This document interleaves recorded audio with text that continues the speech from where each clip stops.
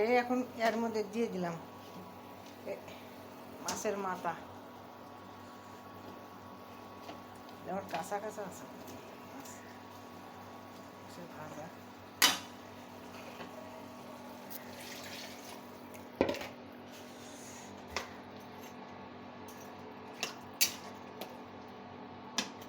মাছের মাথা,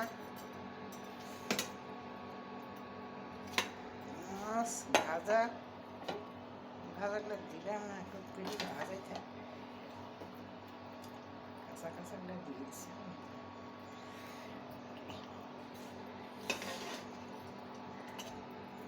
করলা ভাজি হবে তিতে ভালো হবে, সিদ্ধ হয় না কেন সহজে।